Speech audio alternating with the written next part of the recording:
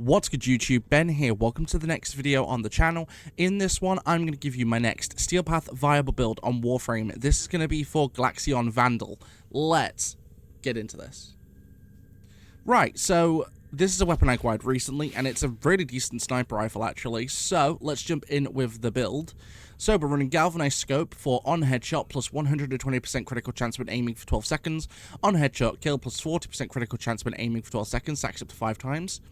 Galvanized Chamber for 80% multi-shot on 80%, on kill and plus 30% multi-shot for 20 seconds, stacks up to 5 times. Galvanized Aptitude for 80% status chance and on kill plus 40% direct damage per status type affecting the target for 20 seconds, stacks up to 2 times.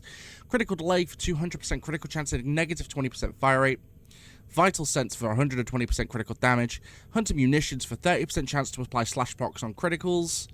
We're running Malignant Force for 60% toxin, 60% status chance, and Hammer Shot for 60% critical damage and 80% status chance. So, this weapon comes with cold primarily, so I've added on toxin to make viral damage, which of course viral helps to cut through health, and it's really great to run alongside critical weapons.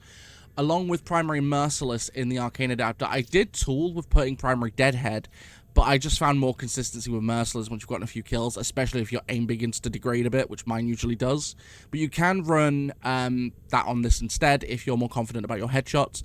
But with this one, rank 5 on kill, plus 30% damage for 4 seconds, stacks up to 12 times, the 30% reload speed. So this is a mixed critical and status build, where we're running viral status, but then running crits as well. It doesn't look that good at 42%, but at the same time, with Galvanized Scope boosting it, you do hit crits a lot more than you think you would. But let's jump into the mission. I'll show you what this thing can do. Alright, so as per usual, here at Oxymoko in the Void, I'll quickly explain why we're here. So the Void is one of the latest game areas of the game, so you're dealing with high-level enemies. Not to mention, you're dealing with the Corrupted here. And with the Corrupted, you're dealing with enemies with just health, enemies with health and shields, and enemies with high armor, giving you a more varied example of what your weapon / Warframe can do. I'm also going to quickly point out as well that I consider this to be a viable build because you can use it on the Steel Path. It does not mean it will get you to level cap, which is level 9,919 enemies. But with all that said and done, let's just go ahead. And I labeled this as a sniper earlier on. I don't know why I labeled it as a sniper. It's not. It's a beam weapon. Now, as you can see, you really don't have much of a problem slicing through stuff. The moment you get one kill, that pretty much sets you up to get the rest. Because all you have to do then is just beam your way through all of them. And you start melting. Get the bloom going so I can have heals. And the cool thing is the reload on this isn't that bad. And I really like this weapon. I think it's a really cool weapon. It's not like Ignis Wraith or Amprex, which are based around certain the beams on those are obviously, you know, Amprex is an electrical weapon primarily, and then you've got Ignis Wraith, which is a fire base. This is just a big beam. Like, it's a big beam that runs cold primarily, but of course I've made viral damage with it. And as you can see, we do melt through things pretty fast. Of course, you do want to aim for headshots, of course, especially with this build, because if you aim for headshots, you're going to get kills a lot nicer. But it does have a little bit of AoE as well, so if they're grouped together slightly, you can hit multiples at once. As you can see there, I was hitting both. Yeah, when I was saying that earlier, I accidentally called it a sniper. It's not a sniper. So, I'm sure someone will post it in the comments anyway. Yes, I fudged. It's not a sniper. It's never been a sniper. But, basically speaking, you just run through and you melt stuff. It's really quite self-explanatory, to be fair. And like I said, because it's a continual beam weapon, you're going to be hitting crits quite a lot, even though the crit chance really isn't that high by default. But if you keep aiming, because of the Galvanized mods, you're not only getting really good status chance and multi-shot, but you're also getting really dope crit chance as well.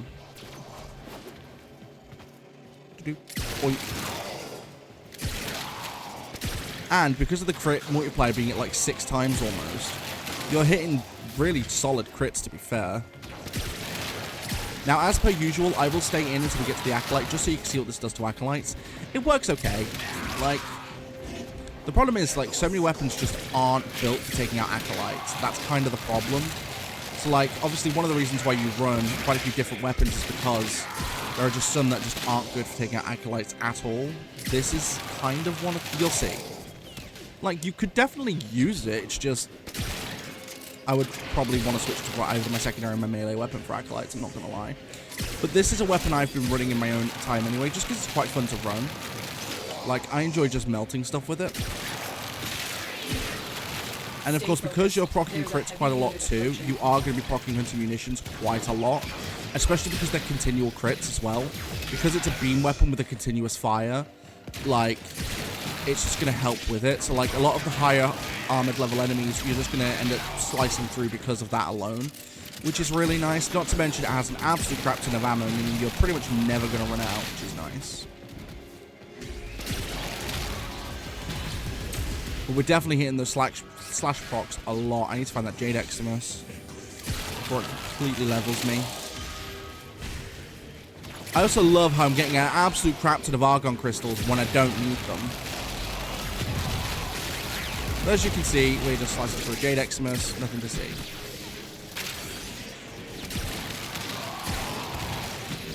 But even if you don't zoom in all the time, you're still getting good damage. You don't necessarily need to zoom in all the time. It does work better for you with this build. Bye.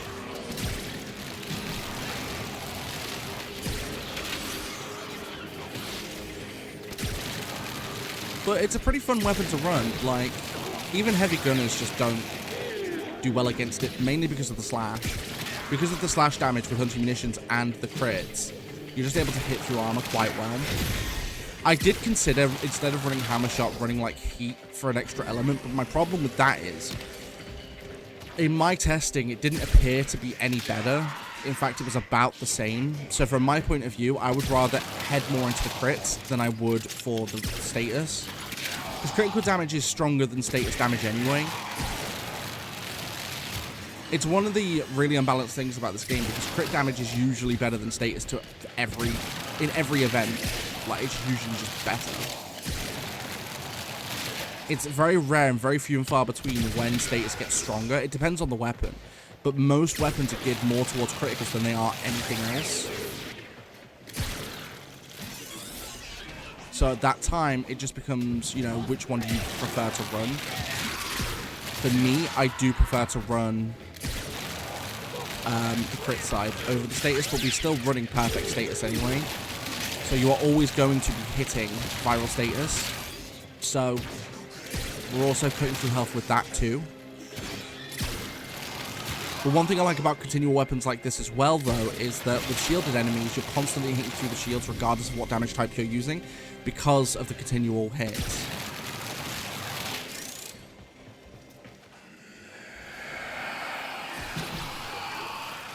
Quickly.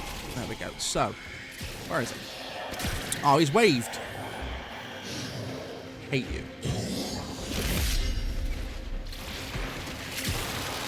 So as you can see, we're ripping through shields very easily, but the health is another story. This is the thing. It's like you can rip through his shields very freaking fast, but the health not so much. So I'd much rather you go for like your melee weapon or something.